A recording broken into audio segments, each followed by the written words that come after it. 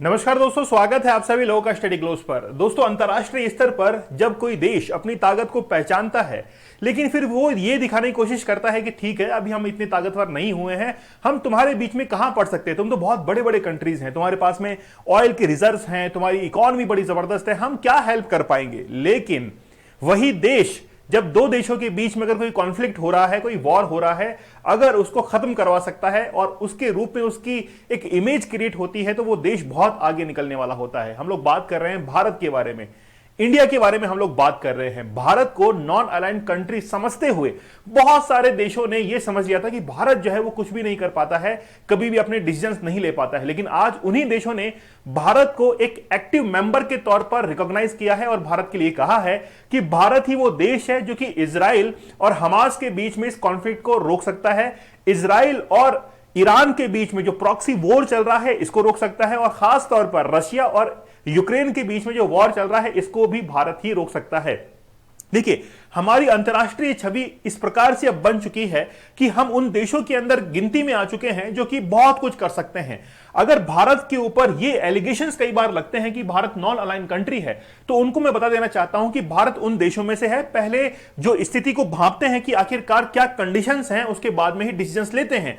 जैसे हम लोग सेकेंड वर्ल्ड वॉर की बात करें, उस समय हमने ये डिक्लेयर किया था कि हम लोग नॉन अलाइन कंट्री है, क्योंकि उस समय उन परिस्थितियों को हम लोग समझ नहीं पा रहे थे कि आखिरकार वो परिस्थितियां क्या है और उसका क्या रिजल्ट हो सकता है, क्योंकि हो सकता था कि उसका रिजल्ट इंडियन इकोनॉमी के ऊपर एक एडवर्स इफेक्ट डाल सकता था। इसलिए हमारी इकोनॉमी उस समय उतनी बड़ी नहीं थी, लेकिन आज हम लोग बहुत बड़ी इकोनॉमी को रखते हैं, बहुत बड़े लोकतंत्र को हमारे देश के अंदर रखते हैं। इसीलिए बहुत सारे देश आज भारत की तरफ रुख कर रहे हैं कि भारत जो है वो बहुत बेहतरीन तरीके से अब एक्टिव रोल अदा कर सकता है between Israel and Iran and between Russia and Ukraine. तो भारत जो है वो एक्टिव मेंबर के तौर पर अब सामने निकलकर आ रहा है। रिसेंटली देखिए, ईरान के जो एम्बेसडर हैं जो कि इंडिया के अंदर तैनात है, उनका नाम है इराज इलाही, उन्होंने कहा है कि India can be more active. यहां पर आप लोग शब्दों के ऊपर ध्यान दीजिएगा कि ये कह रहे हैं कि can be more active, India चाहे तो एक्टिव हो सकता है। मतलब इन लोगों को यह तो पता है कि भारत अगर एक्टिव होना चाहे तो बहुत एक्टिव हो सकता है, ओवर एक्टिव भी हो सकता है, लेकिन भारत होना नहीं चाहेगा, क्योंकि हम लोग अभी अपनी इकोनॉमी के ऊपर काफी जो है वो ध्यान दे रहे हैं। Convince Israel for cease fire, मतलब वो इजराइल को सीज फायर के लिए कन्विंस कर सकता है और उसको पीछे हटने के लिए भी कह सकता है। तो हम लोग बात करेंगे क्या वाकई में आज भारत इतनी बड़ी शक्ति बन चुका है कि देशों के बीच में जो युद्ध हो रहे हैं उनको रोक सकता है। तो इनका यह मानना है कि भारत चाहे तो और एक्टिव होकर ये सीज फायर को कर सकता है। रिसेंटली क्या हुआ है कि इंडिया ने यह कहा है, इंडिया ने एक वॉइस कंसर्न की है कि भाई ठीक है, आप लोग युद्ध लड़ रहे हैं तो लड़िए, लेकिन जो यूएन की संस्था है कम से कम वहां पर तो आप लोग, जो यूएन पीस कीपिंग फोर्स है वहां पर तो अटैक मत कीजिए। लेबनान के, साउथ लेबनान के अंदर यूएन की पीस कीपिंग फोर्सेज है और भारत ने इसके लिए जो वॉइस है उसको रेज किया है, कंसर्न किया है। क्यों? क्योंकि भारत के भी लगभग 600 सैनिक वहां पर तैनात है। अगर उनको कहीं पर आंच आई तो फिर इंडिया जो है वो अपने ही रोल के अंदर आ जाएगा। इसीलिए इंडिया ने यह कंसर्न किया है कि यूएन पीस कीपिंग जो फोर्स लेबनान के अंदर है, खासतौर पर साउथ लेबनान के अंदर, वहां पर उनके ऊपर कुछ भी नहीं होना चाहिए। रिसेंटली क्या हुआ है कि इजराइल ने साउथ लेबनान के अंदर अटैक किया है और लेबनान के अंदर अटैक करते हुए यूएन पीस कीपिंग फोर्स के जहां पर हेडक्वार्टर्स थे या फिर उनके ऑफिसेस बनाए गए थे वहां पर उन्होंने अटैक करना शुरू किया और इसके अंदर बहुत सारे सैनिक मारे गए। इसके ऊपर इजराइल ने भी अपनी सफाई दी और यह कहा कि हमने कई बार लेबनान को यह कहा था या फिर यूएन पीस कीपिंग फोर्सेस को यह कहा था कि साउथ लेबनान से हट जाइए। हमने कई बार उनको कहा, लेकिन फिर भी वो पीछे नहीं हटे और एक गलती के कारण उनकी जो है वो मौत हुई है। हम इसके लिए जिम्मेदार नहीं हैं, हमने पहले ही उनको आगाह कर दिया था। लेकिन यूएन ने ये कहना है कि भाई आप इस तरीके से अटैक करेंगे तो हम आपका बिल्कुल भी साथ नहीं देंगे। लेकिन याद रखिए, अमेरिका की कठपुतली है यूएन। हमने कई बार कहा है कि यूएन के अंदर रिफॉर्म होना चाहिए, वहां पर जो परमानेंट सीट है उसके लिए भारत को एज ए परमानेंट सीट मिलनी चाहिए। कई बार हम लोग कर रहे हैं, लेकिन फिर भी चाइना जो है वो कई बार इसके अंदर हमको इंटरफेयर जो है वो करता है। खैर वो बात दूसरी है। देखिए, आपकी जानकारी में बता दूं कि यूएन पीस कीपिंग फोर्सेज जो है उसके कई सारी ब्रांचेस है। उसमें से एक ब्रांच है UNIFIL। देखिए यहां पर इस चार्ट को देखिए आप लोग, यूनाइटेड नेशंस ने अपनी पीस कीपिंग फोर्सेस के लिए, पीस यानी कि जो इंटरनेशनल लेवल पर ऑपरेशंस होते हैं उनके लिए यूएन पीस कीपिंग फोर्सेस को बना रखा है। अगर कभी भी किसी भी देश के अंदर जो यूएन के मेंबर है वहां पर कोई भी इंबैलेंस की कंडीशन होती है तो पीस कीपिंग फोर्सेस ये कोशिश करती है कि वहां पर बैलेंसिंग जो है वो की जाए। इसके तहत इन्होंने अपनी 3 ब्रांचेज जो है वो बना रखी है।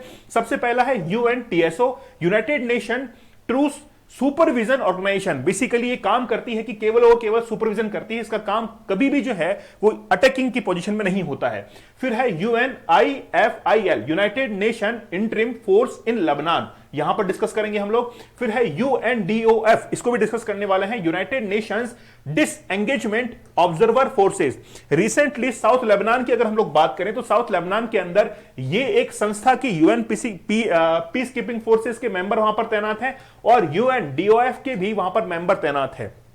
कुल मिलाकर लगभग हम लोग कहें तो 3 से 4 हजार जो यूएन पीस कीपिंग फोर्सेस के जो मेंबर हैं वो तैनात हैं और उनमें से 600 भारतीय हैं। रिसेंटली जिनकी मौत हुई है, जिनकी डेथ हुई है, वो इनसे ही बिलोंग करते हैं। तो फिर यूएन का ये कहना है कि भाई हमने लेबनान और इजराइल के बीच में एक ब्लू लाइन जो है वो बना रखी है, दोनों कभी भी इसको क्रॉस नहीं करेंगे, लेकिन इजराइल जो है वो बार बार अटैक कर रहा है और रिसेंटली यूएन के जो पीस कीपिंग फोर्सेस के ऑफिसेस हैं वहां पर उसने अटैक करना शुरू कर दिया है। यहां पर 2 कंट्री जो है वो अहम रोल अदा करते हैं, एक तो है सऊदी अरेबिया, एक है दूसरा कतर। देखिए अभी ईरान ने रिसेंटली क्या कहा है, ईरान ने ये कहा है कि अगर सऊदी अरेबिया और कतर चाहे तो भी ये सीज फायर हो सकता है।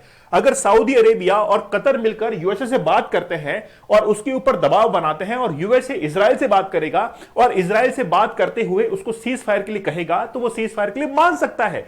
लेकिन अब जो ईरान के जो एम्बेसडर हैं किसके अंदर, इंडिया के अंदर, उनका यह कहना है कि भारत जो है वो बहुत अच्छे से इस चीज को टैकल कर सकता है। यहां पर ईरान के जो फॉरेन मिनिस्टर हैं वो बात कर रहे हैं सऊदी अरेबिया के जो प्रिंस हैं उनके साथ में बातचीत हो रही है और वो कह रहे हैं कि आप जो है वो बात कीजिए यूएसए से और यूएसए से बात करके आप इजराइल को मनाइए कि वो सीज फायर करे और इस युद्ध को यहीं पर रोक दे।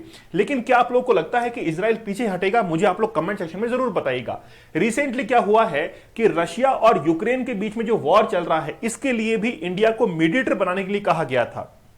पूरे विश्व के अंदर 3 कंट्रीज ऐसी हैं, चाइना है, इंडिया है और इसके साथ में ब्राजील है। इनके लिए कहा गया था कि ये तीनों कंट्रीज मिलकर रशिया और यूक्रेन की वॉर को रोक सकती हैं।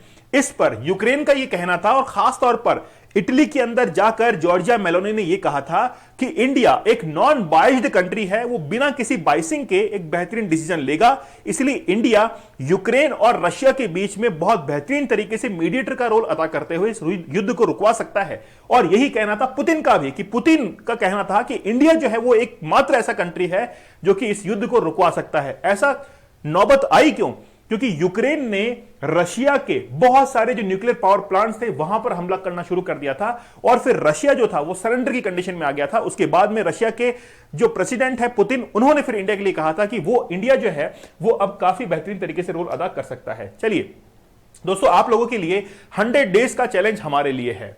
मतलब देखिए, बेसिकली चैलेंज तो हमारे लिए है, हम लोग हर दिन 9 बजे लाइव आकर आपको एडवांस टेक्निक्स बताते हैं, तो हमारे लिए तो चैलेंजिंग है ही, लेकिन इस चैलेंज का फायदा आप लोग उठाइए।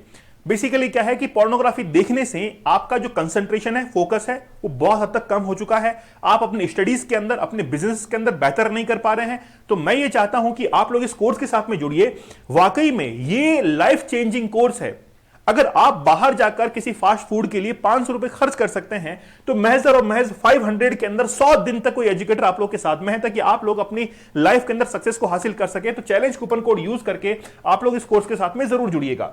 इसके साथ में ही आप लोग चाहें तो 175 डेज का हार्ड चैलेंज भी ले सकते हैं कि ठीक है सर, 100 दिन का आप चैलेंज करवा रहे हैं और 75 डेज का हम लोग जो है वो कंप्लीट करके आपको दिखाएंगे। जीके जीएस का हमारा एक बैच चल रहा है वनडे एग्जाम्स के लिए, चाहे यूपी पीसीएस हो, जिस भी स्टेट का पीसीएस हो, रेलवे का एग्जाम हो, आप लोग जरूर ज्वाइन कीजिए, जिसमें हिस्ट्री, पॉलिटी, ज्योग्राफी, इकोनॉमी, तमाम सब्जेक्ट हम लोग कंप्लीट कर रहे हैं।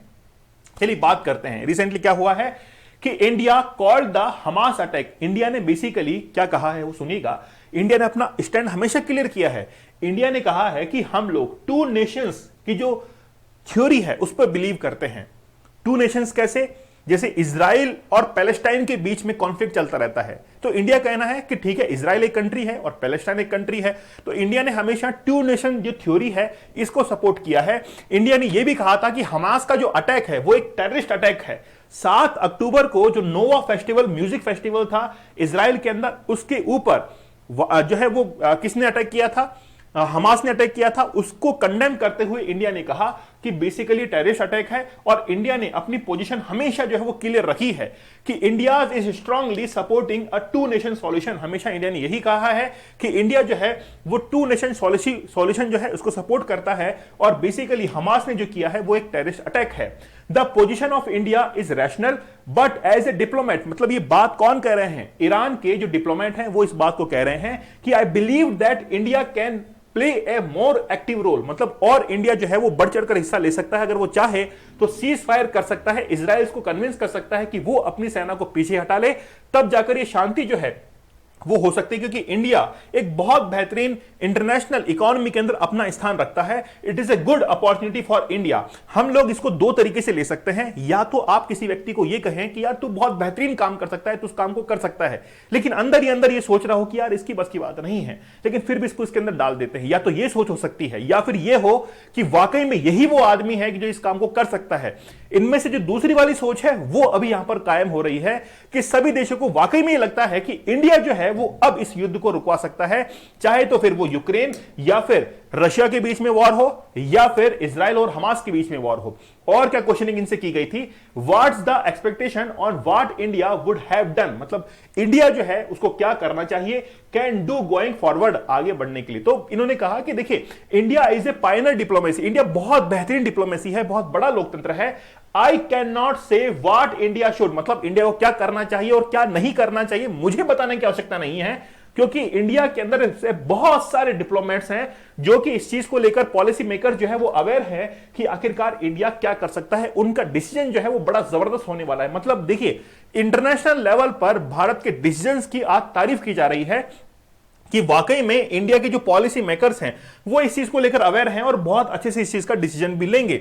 ठीक है, D escalation is the benefit for India, मतलब वो कह रहे हैं कि अगर वाकई में इजराइल पीछे हटता है या सीज फायर करता है तो इंडिया के लिए बहुत बेनिफिट होगा, और ये इंडिया के लिए बहुत बड़ी अपॉर्चुनिटी है। जैसे वो बात करें इजराइल ईरान दोनों के साथ में इंडिया के अच्छे रिलेशंस हैं, विद डिफरेंट गल्फ स्टेट्स के साथ में, जो गल्फ कंट्रीज हैं उनके साथ में इंडिया के अच्छे रिलेशन हैं, तो इंडिया के पास में एक बहुत बड़ी अपॉर्चुनिटी है।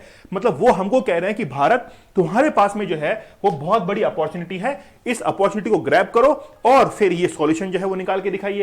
एट द अपकमिंग ब्रिक्स, देखिए क्या है, ब्रिक्स की समिट होने जा रही है, तो क्या ब्रिक्स की समिट के अंदर दोनों लीडर जो है आपस में बातचीत करेंगे, इंडिया के और ईरान के। तो इन्होंने कहा देखिए न्यूयॉर्क के अंदर कि हमारी अभी मुलाकात हुई थी, लेकिन वहां पर लॉजिस्टिकल इश्यू होने के कारण हमारी बातचीत नहीं हो पाई।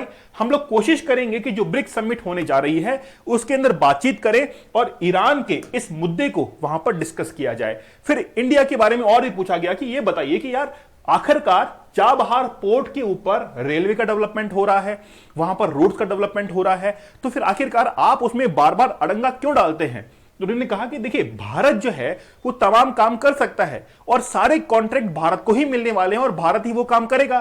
तो but are there any challenge in Chabahar, कि आखिरकार चाबहार के अंदर क्या भारत के लिए कोई चैलेंज है? तो उन्होंने कहा कि देखिए नॉट एट ऑल, कुछ भी कोई चैलेंजेस नहीं है, भारत जो चाहे वो चाबहार के अंदर कर सकता है। तो ईरान की तरफ से हमको हरी झंडी मिल चुकी है कि चाबहार पोर्ट के अंदर भारत को आगे से कोई भी दिक्कत नहीं आएगी और भारत जो है बहुत अच्छे से इस चीज को टैकल कर सकता है। और भी कई क्वेश्चनिंग हुई थी, what do you have to say about Iran direct involvement in the war, मतलब आप क्या कहना चाहेंगे कि ईरान का जो डायरेक्ट इन्वॉल्वमेंट है वॉर के अंदर, क्या वो डायरेक्ट है? पहले तो ये चीज कंफर्म करें। What that also rationalize, basically क्या है, देखिए क्या वो रिटेलिएशन करेंगे?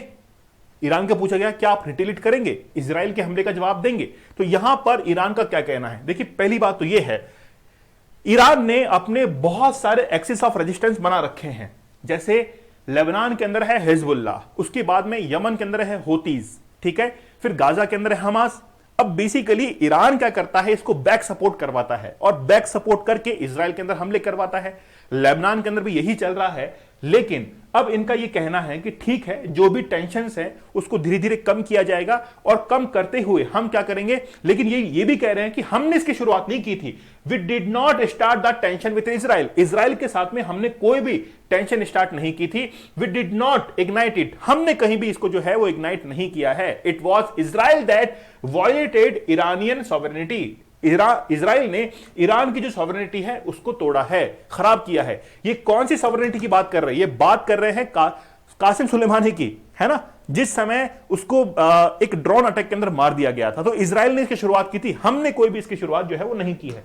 देखिए, भारत का अब इंटरनेशनल लेवल पर बहुत बेहतरीन इमेज डेवलप हो चुकी है, ये तो मानना पड़ेगा। और इंडिया जो है वो एक ऐसी कंट्री है, मैं इंडिया के बारे में बात कर रहा हूं, अगर गलती से ईरान बोल दिया है तो इंडिया जो है वो बहुत बेहतरीन तरीके से एक्टिव रोल अदा कर सकता है। तो ये तो मानना ही पड़ेगा, चाहे रशिया हो, यूक्रेन हो, इजराइल हो, इसके साथ में ईरान हो, तमाम गल्फ कंट्रीज हो, यूएसए हो, कनाडा हो, इसके साथ में मालदीव्स देख लीजिए, श्रीलंका देख लीजिए, बांग्लादेश देख लीजिए, ये तमाम देश जो है वो अब भारत को आगे लेकर आ रहे हैं कि भारत वो कंट्री है जो कि बिगेस्ट डिप्लोमेसी के साथ साथ में एक बहुत बड़ी डेमोक्रेसी भी रखता है, और आगे आने वाले टाइम में बहुत बड़ी इकोनॉमी बनकर ये उभरेगा। तब हो सकता है कि इंडिया जो है वो बहुत बेहतरीन इमेज अब क्रिएट करने वाला है। इंडिया के पास में अपॉर्चुनिटी है। चलिए, आप लोग हमारे 100 डेज के चैलेंज साथ में जरूर जुड़िएगा। चैलेंज कूपन कोड आप लोग को यूज करना है, और ये 100 डेज के चैलेंज के अंदर 100 दिनों के अंदर आप अपनी लाइफ को चेंज भी कर सकते हैं। बहुत बेहतरीन लाइफ चेंजिंग कोर्स है। चलिए, मिलते हैं आप लोगों से अगले सेशन के अंदर। तब तक धन्यवाद, थैंक यू, जय हिंद।